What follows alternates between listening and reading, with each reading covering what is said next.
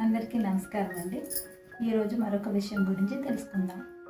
మనం పిల్లలకి కమ్యూనికేట్ చేయాలి అని చెప్పుకున్నాం కదా.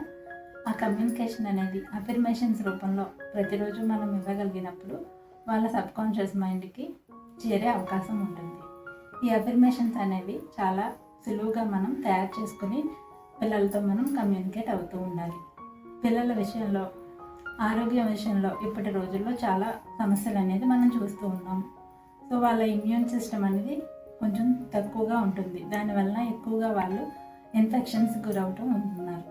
కాబట్టి మనం ఈ హెల్త్ విషయంలో కూడా మనం అఫర్మేషన్స్ ప్రతిరోజు ఇస్తూ ఉండాలి.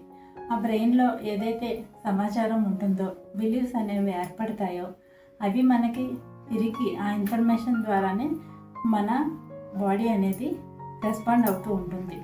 కాబట్టి బ్రెయిన్లో హెల్త్ విషయంలో ఇప్పుడు కూడా పాజిటివ్ విషయాల్ని అఫర్మేషన్స్ రూపంలో ఇవ్వడం వలన వాళ్ళ ఇమ్యూన్ సిస్టమ్ బలంగా తయారవుతుంది.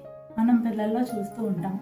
మనం ఎక్కువగా సెక్యూరిటీగా మనం పిల్లల్ని ఎక్కడ బయటికి వెళ్లకుండా మనం చాలా సెక్యూర్డ్గా పెంచినప్పుడు ఆ పిల్లల్లో కూడా ఇమ్యూన్ సిస్టమ్ లోగా ఉండటం మనం గమనిస్తాం. అదే వాళ్ళని ప్రోత్సహిస్తూ పర్వాలేదు అని బయట వాతావరణంలో వాళ్ళని వదిలేసి మనం గమనిస్తూ ఉన్న పిల్లల్ని చూస్తే వాళ్ళు స్ట్రాంగ్గా ఉంటారు.